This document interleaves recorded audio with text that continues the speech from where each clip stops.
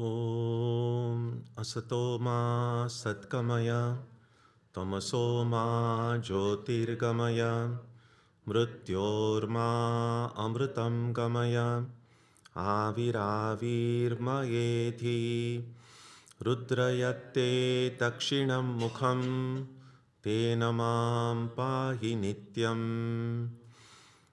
May the Divine lead us from the unreal to the real, from darkness to light, from death to immortality. May the Divine Consciousness fill our hearts and protect us.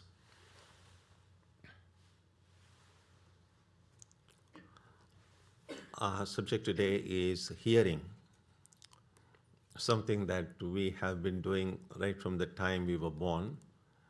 And so we might think, what's so big deal about hearing? In Sanskrit, the word hearing, the word is Śravaṇa. It is in fact looked upon as the first step towards spiritual freedom or moksha. In the last few months, we have been studying the different practices. In Sanskrit, they are called sadhana chatushtaya, meaning the four basic practices in Vedanta. And just to kind of freshen up your memory, since it has taken almost 8 or 9 months, on Sundays we have looked at it. So the first one was discernment or viveka. The second was non-attachment or vairagya. The third is the set of 6, what is called 6 treasures, Shat Sampatti, which are really 6 practices, and they have been clubbed together because they are very closely interrelated with each other. They are Shama, restraining the mind; Dhamma, restraining the senses; Uparati, withdrawing them when they break free; Titiksha, forbearance; Samadhana, concentration; and deep faith, Shraddha. And then the last one, the fourth one, is called mumukshatva, or that intense longing to be free. So all of these practices are considered basic in any Vedantic study and pursuit of the truth. But these have some purpose, and the purpose is to be free. And this march toward freedom, if you like, is generally said to take 3 steps, but sometimes 2 steps, or sometimes even in rare cases, even 1 step. And so what makes the difference? When do we have to kind of take 3 steps? When do we have to take 2? Or when even 1 step is sufficient to attain that ultimate goal? And this largely depends on the fitness of the student. We've seen earlier how spiritual fitness makes all the difference. The Sanskrit word for fitness is adhikara. And we know that it's like hundreds and thousands of people run the marathon. Many of them complete it eventually, but not everyone completes it in the same time. So those who are fit, those who have practiced, those who have rehearsed for it, those who have just ready for it, finish earlier, faster than others. In the same way, in spiritual life as well, we are all who identify ourselves as spiritual seekers, we are seeking that ultimate reality, the ultimate truth. In Vedanta, they often speak it in terms of freedom. If we feel that our present state of being is in some kind of a bondage, that we are not completely free, then the goal eventually becomes freedom. So how much time that freedom will take, what struggles we will pass through, what kind of struggles many of us are already passing through, all of that is determined by this fitness of the student. Now, sometimes they make 3 broad categories of students. The highest category are those who are so ready to get the truth that they just need to be told the reality. That's all. And then they immediately, so they have perfected themselves in these 4 basic practices. And because they are the highest category in Sanskrit, they call it Uttama, Uttama Adhikari. They're the magnificent ones, if you like. Then, on the other end of the spectrum, are those who are striving to attain freedom, but who fail very frequently, who are trying to be perfect, but yet very far from perfection. And somewhat uncharitably, the Sanskrit word for that is Kanishtha Adhikari, which really means the lowest among students. We might say, to be kind of put it a little, but those are the mediocre ones. Now, in between the magnificent and the mediocre, the middling one, who are somewhere in the middle, so this side or the other side, but in the middle, in Sanskrit they call it Madhyama Adhikari, those who are in the middle. Now, there is no external yardstick to see where each of us stands, but we have to kind of look at our own lives and see that if I am striving in my own spiritual journey, where would I place myself? It's a completely subjective assessment. And depending on where we are in that fitness scale, how quickly we will realize the ultimate truth will depend. So, the first step, the very first step in one's spiritual journey is such a cliche term, but it's sometimes useful to use it, but I always feel uncomfortable when I say journey. So the very first step is hearing. Now, and what hearing what? In this particular context, it means hearing the truth, hearing my present state about my present state of bondage and about the way or the method to get me out of this present human situation.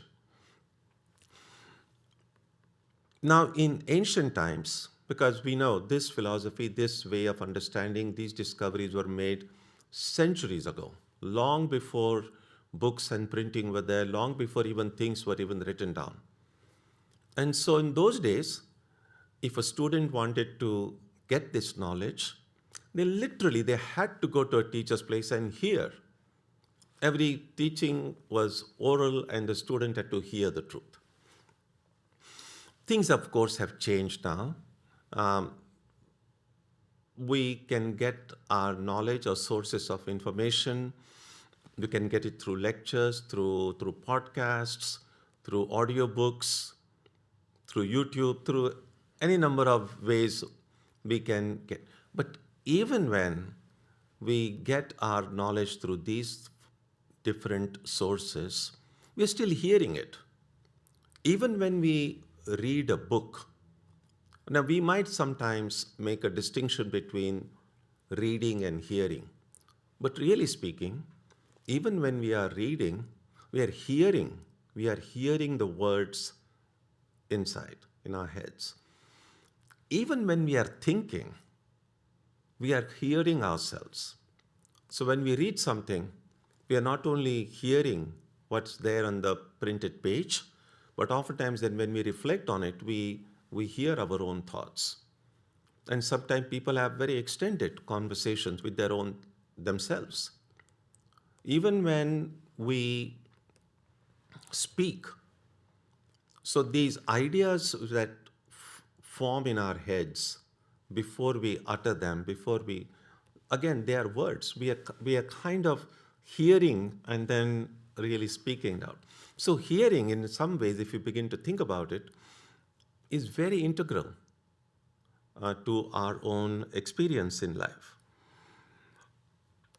Now, if we have a good pair of ears, and we might think hearing is something that doesn't need any practice. And in a way, that's true. That we just hear, and that throughout the day, from the time we wake up till the time we go to sleep, we hear so much noise, so much sound. If we make sense of that noise, it's meaningful. It's like if someone is talking in a language you don't understand at all, then it's just noise, because makes no sense. But If someone is speaking in a language we understand, then it all begins to make sense. So hearing is something that occurs. But hearing is also an art. Now, some of this we do it instinctively. Suppose we are in a crowded room, you go to a party and there are lots of people, everyone standing in small groups, and you are speaking with a friend and you're hearing what your friend is saying. Now, there is so much sound in the background, but you want to hear what your friend is saying. So very instinctively, we learn to tune out the other sounds so that I can focus on what this friend in front of me is saying. And so there we see, hearing doesn't mean hearing all the sounds without any kind of a filter at all. We learn to filter out sounds that we don't want to hear, and we learn to focus on sounds that we do want to hear. Sometimes, even when you're attending a lecture or a talk, sometimes if there may be something that is bothering us or some thought about like, what am I going to do this afternoon or this evening? And then I begin to hear those plans in my head. And then if I'm not able to tune it out correctly, then I'm probably not hearing what the speaker is saying. I'm just hearing about my plans for this afternoon or for this week.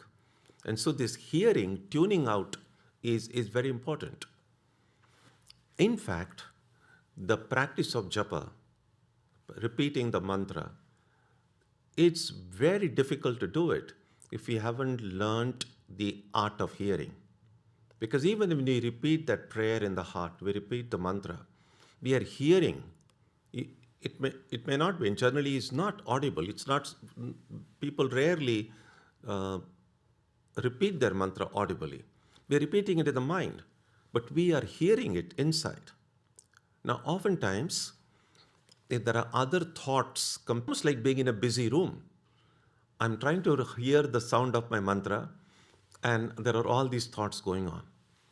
And sometimes these other thoughts win out. So I'm kind of sitting, my muscle memory, I might be repeating and turning the beads on my japamala, on the rosary, and yet I'm not hearing the mantra at all because I'm hearing other thoughts.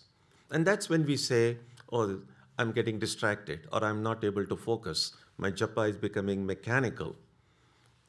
That's the problem. So that's where hearing becomes an art.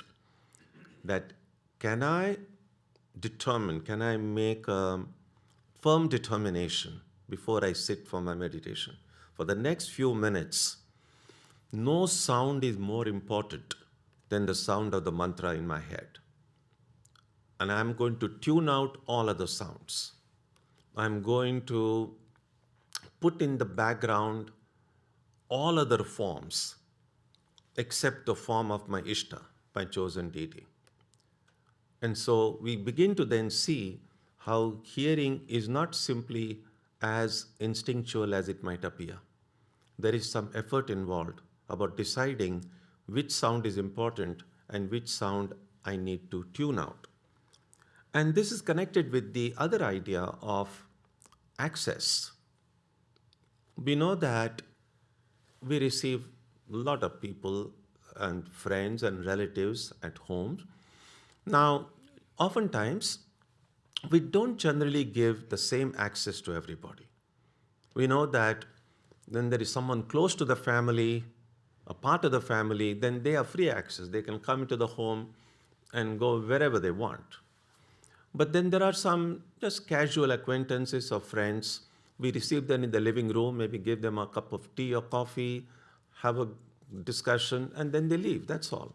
They don't go about, they shouldn't, and you wouldn't allow them to kind of go all over your house. We need to have something like that about the different sounds that come to us. Which sounds that come to us should be allowed total access inside, and which sounds need just a minimal access. And we know that we do have to interact with people, we do have to do things in life, and we have to listen to these sounds. So if we determine that, yes, it's something that needs attention, but doesn't have to be given total access. Then it becomes easier. You deal with the sound, listen to it, hear it, get the things done. It's easy to get it out of your head. But if we allow these sounds to kind of go deep inside, right in the heart, and then that's where we try to think of the mantra when we are meditating, when there are other sounds crowding in there. So if we say that in the access we give to the words of the scripture, the words of one's teacher, they should have total access, because only when we hear the words of the scripture, the words of the guru, they then should not be just left on the outer living room of the house. It should be taken deep inside our heart. And there in that sacred silence of the heart, that's where we ponder upon these words. And so this is the second point to be kept in mind about hearing. First point is about learning to tune out what's not important, focusing on what I need to. And second, determining which sounds, which words should be given access to my heart, and which words can be given access only to the outermost fringe, where I can deal with it, get things done, but not allow it to then come and take a residence inside my heart. Now, when a student goes to the teacher and receives instructions from the teacher, the teaching that is received is generally of two kinds. The first kind of teaching received from the teacher is about doing. So one is about doing, the other is about being. So the doing part of the teaching generally begins with learning how to pray. And as we have seen on earlier occasions, in the Vedic period, the first prayer that was taught to the student was the sacred Gayatri. Gayatri is one of the most ancient prayers in the tradition. It is primarily a prayer to awaken the latent power of spiritual intuition. Those of you are aware of it, Dhiyo Yonaf Prachodayat. The Dhi is this higher, refined part of our intellect. It remains closed mostly.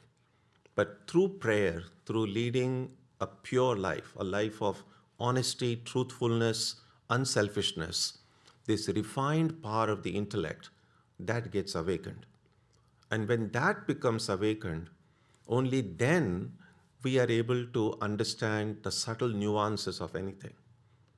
Yes, of course, if we have knowledge, then you read a book, you understand what the book is saying if you understand that language.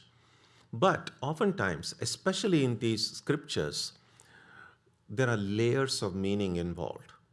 We might understand the literal meaning of a word, but only when this dhi, this medha, or it is sometimes called, this refined power of spiritual intuition is awakened, then you listen to the word of the teacher or read the words of the scripture, then you understand the underlying meaning, the subtle nuances involved. And therefore, the first part of the teaching regarding doing is always about prayer. Now, Gayatri is, of course, not the only prayer. There are many, many prayers across different religious traditions. Some of them are self-composed, some of them are spontaneous, some of them are from books. Whichever prayer helps us connect with the divine, that becomes one of the first parts of the doing part of the teaching. Usually, the mantra that people chant is itself a short prayer. And so doing one's practice of japa sincerely, with faith, with regularity, with devotion, it combines in itself all these four basic Vedanta practices. So it's not about just checking boxes. Oh, this big list of practices to be done, restraint of mind done, discernment done. It's not about that. It's all of these practices really are combined. If we just carry out the instructions of one's teacher, that the method that is given to us for our practice, if we do it day after day, then all of these basic practices get done automatically. So that's about the doing part of the teaching that was generally received. The being part, the teacher often points to the true nature, the true identity, who we are. Now, who we are can be described in any number of ways. It's about our relationship with God, how we are connected with that Supreme Being. Now, theistically, one very common way people have learned to look at that Supreme Being is God the Father, God the Mother, and me as a child of the Divine. That's one way of relating with the Divine. There are, of course, other ways also. Some have found it more natural, spontaneous, to relate with the Divine, with God as a friend, or God as a master, I am a servant of God, or God as one's beloved. There is no limit to the number of ways we can relate to the Divine. Sometimes in some traditions, with the heart filled with the parental identity, it's possible to look upon God as one's own child. In some of the Indian traditions, they worship the child Krishna or the child Rama, seeing oneself that I'm the mother. So there is really no limit in how many ways we can connect to the Divine. Philosophically, connecting with the Divine often takes a part of that I'm a part of the Divine. God is this infinite whole. When that immensity of God's existence, I'm a part of God. And me as a part of the Divine and my love for God can sometimes bring me and the Divine so close together that this seeming separation between me and God can at times disappear. And one might reach a point when one might say, is there really any difference at all? We know that in this highest state of love, when people are in love, any kind of a separation becomes painful. And so, same thing happens with regard to love for God. That any kind of a separation, even as a form of a relationship, is still, there is a separation. And so in that highest moment, the closeness, that the zenith, if you like, of coming close to the Divine ends up in unity. And that's how the Upanishad speaks of that experience in that very well-known teaching, Aham Brahmasmi, I am the Infinite One. And if I'm the Infinite One, there cannot be two infinities, which really means there is only one, which begins to then bring into question whether this many and the diversity and the immensity that we see, whether it really is out there, or how do we kind of hold the idea of oneness and this multiplicity at the same time? Is it possible to hold them, or at some point those contradictions are going to come and we may have to try to resolve them? The teaching about being can also take the form, the teacher might say something like, as we find in the Taittiriya Upanishad, there is this small passage which begins with Satyam Jnanam Anantam Brahma, which simply means the teacher telling the student, your true identity is that you are real, that you are of the nature of consciousness, and you are infinite. So that supreme reality is conscious, is real, and is infinite. Sometimes we read in the Upanishad, the teachers had very novel ways of teaching. So in the Chandogya, there is this passage, the teacher calls the student and says, bring a glass of water and some pinch of salt. Easily available. So a glass of water and a little bit of salt. Then the teacher says, okay, put that salt in the water. The salt is put in the water, and the teacher said, okay, see you tomorrow. And the next day, the teacher asked the student, okay, can you find the salt that you put? Of course, by the time the salt is dissolved in water. So the student says, no, I'm not able to see the salt. And the teacher said, okay, now sip a little bit of that water from the top of that glass, from the surface. And he says, what do you find? Well, it's salty. Dip from the bottom of the glass, it's salty. In the middle of the glass, it's salty. And then the student tells the teacher, well, I can't see the salt, but the salt seems to be present throughout this body of the water. And then the teacher says, exactly in the same way, you can't see that ultimate reality, but that reality is present in everyone and in everything. There is this beautiful passage which says, Tat Satyam Sa Atma Tat Tvam Asi. That is the truth. That the presence of the salt, just that the salt is present, you can't see it, but is present throughout the water. The divine is present throughout this, everything that we perceive, inside and outside. You can't see it, but it's present. And that is the truth, that is the self, and you are that. Tat Tvam Asi. And with receiving that teaching from the student, Tat Tvam Asi, the student then has to look in the heart and try to find out, what is that Tat? And so that is the crux of spiritual life. If you look at it from a philosophical standpoint, that what is that ultimate reality? And it's interesting that the word used here is neither father nor mother, it's just that, which is like there is no gender involved at all. It's showing that even ascribing gender to the reality, ultimate reality, is in some way limiting it. And so the word that gets used in the Upanishads is that. You are that. And the question here is then, who is this you? Who am I?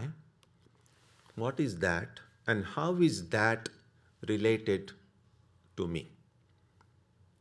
Now, it's not necessary that all might immediately come to the same answer about that, because that's where one has to keep on discovering. That's the practice. The spiritual practice in Vedanta is discovering the relationship between me, and although I'm pointing at the body, the student has been told that, no, you are the infinite one. You are not this limited to the body. So it's the real me, the person dwelling inside the body and mind, and then the real being dwelling behind this entire creation. So the reality outside and the reality inside, how are these two realities connected? And the different schools of philosophy that have come are really an attempt to find answer to that question. Those who say that, well, that reality outside and this reality inside are different. They'll forever remain different. And then those schools are called the dualistic schools, Dvaita. Then there are some who have come to the conclusion that that reality outside, it's so immense, so huge, and the reality here is kind of little compared to that this reality is a tiny part of that immense reality. So those schools of thought are called generally Vishishtadvaita or qualified non-dualism. The example sometimes given is that of a tree. That tree, a tree is one, but in the tree we can find internal differences. There are branches, there are leaves, there are fruits, there are flowers, but all of them together. So it's possible to look at a tree saying it's one object, but there are also internal differences. In the same way, God is one, the entire thing, there is oneness, but in that oneness, I'm this tiny little piece, and every little thing in the creation is a small piece of that immensity. That's considered this Vishishta Advaita or qualified non-dualism. And then there are others who have come to the conclusion that no, there is no really, the relationship is not between the part and the whole, neither is it separate for always, that really they have been one all along. That I'm not seeing things clearly. Because I'm not seeing them clearly, it appears as if they are two, but in reality, they are one and the same. Now, these are just kind of three broad categories. There are lots and lots of philosophical schools which kind of fill this whole spectrum, going closer to one side or closer to the other side. And if you are interested in the way philosophers and thinkers have thought about it, you can study them. There are lots of books available. But it's not just about studying what others have thought about it. What is primarily important to a spiritual seeker is not what conclusion someone else has come about, but what is actually going on inside my own heart. And while these might seem to be rather broad stroke categories, when people sometimes say, I'm a non-dualist, I'm a dualist, those statements are really meaningless, as if to say we can be one and not the other.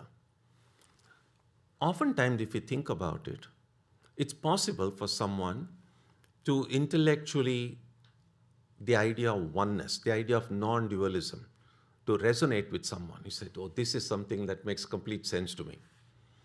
And so that person might begin to think of themselves, well, I'm a non-dualist because this is what makes sense to me. These other ideas don't make sense to me. But that may be kind of being too hasty. Because sometimes intellectually something might make sense, but emotionally one still longs for some kind of a relationship. It's very difficult to relate oneself to this all-pervading reality.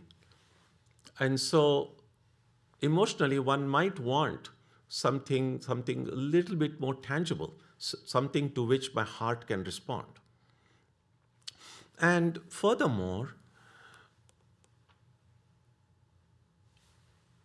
if we look at our lives, and we have to be honest with ourselves, as we go about our day-to-day activities, how often is this awareness present in us that God exists, that there is a higher power? Because sometimes people make the mistake of thinking that by default, everyone is a dualist. I mean, you need some kind of an higher evolution to be a unqualified non-dualist or being a non-dualist. But if you are none of those, then by default one is a dualist, which is the mistake. Because probably most of us are not even dualists most of the time. Because a dualist is one who, yes, a dualist doesn't talk about oneness. Yes, God is forever separate. But take the first two words, God is. So as I go through my day's activities, how often I'm aware of the presence of the divine. And I would think most of us will look in our heart and say, sure, when I go to a temple, when I'm sitting for prayer or meditation, I think of God and there is some presence of the divine here. But most other things, when I'm busy with my secular activities, I'm not even thinking about God. In which case, I'm not even a dualist.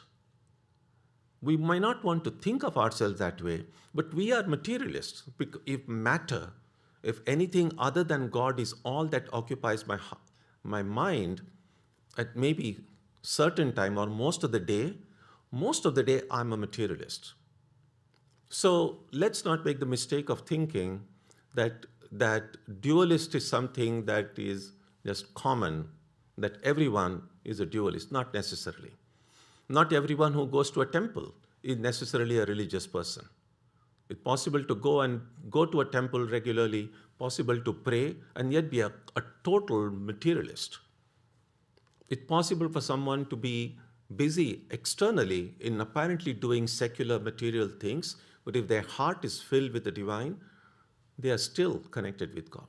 So it's very difficult to judge people based on their external actions and this thing. And therefore, best not to indulge in it. Why go and judge others? But at least we know in our own hearts, wherever we may be physically, where my mind is. And so, apart from what the books say about these different philosophical schools, we have to look in our own heart and say, where am I? It's possible that intellectually a certain way of thinking appeals to me. Emotionally, a certain way of relating to God appeals to me. In my daily life, a certain way I think of God or I not think about God. And so, even when we speak about these different categories, about dualism and non-dualism, it's good not to think that this is something rigid way, that I am this and I am not that. Life is a bit more complicated than that, more complex than that, not given to easy categorization in that way. So, what happens? A student goes to the teacher then gives this teaching about being and doing. Now remember, I said in the beginning that there are these categories of students. Those who have completely perfected themselves in these 4 basic practices, who are like ready or ripe for that highest knowledge. All that they need to hear is, you are Brahman, Tattvamasi, you are that. And at once this knowledge flashes in their heart. I am Brahman, I am the Infinite One. They become enlightened. We read that as soon as they hear the teaching, they at once experience this highest reality, tasmin drishte paravare, that highest truth, which is both transcendent and immanent. And then what happens? There is this beautiful passage in the Upanishad which says, Bhidyate hridaya granthi chidyante sarva samshayaha kshiyante chasya karmani tasmin drishte paravare. That in such a person, all the doubts are dispelled. And such a person, all the karmas are burnt. It's karma that leads to rebirth. Now, all the karmas are burnt. It's just like all the seeds are burnt, then you're not going to have a fresh crop. And so that is what happens in the case of the people who are just ready for that knowledge, that highest category, the magnificent ones, the Uttamadhikaris. Now, many of us have been studying Vedanta for years. We have read over and over and over again, you are the Infinite One. And so far, it hasn't happened. So it's good to be a little bit, it's kind of humbling experience that maybe I'm not that highest category of student. Because for many of us, after hearing this teaching for the first time, it's not enlightenment that happens. What happens is questions and doubts. And if questions and doubts come to mind, which will happen in the case of 99.9%, so we are in good company, if those come to us, then we have to go to step 2. The step 1 was hearing. If I become enlightened immediately after hearing the truth, the problem is solved, I don't need any more steps. If I'm not enlightened, and if questions and doubts come to mind, then we come to step 2. And for that, you have to come next Sunday. So we will reflect a little bit on this step 2 when we meet next week. Jananim Saradam Devim Ramakrishnam Jagadgurum Padapadme Tayo Shritva Pranamami Muhu.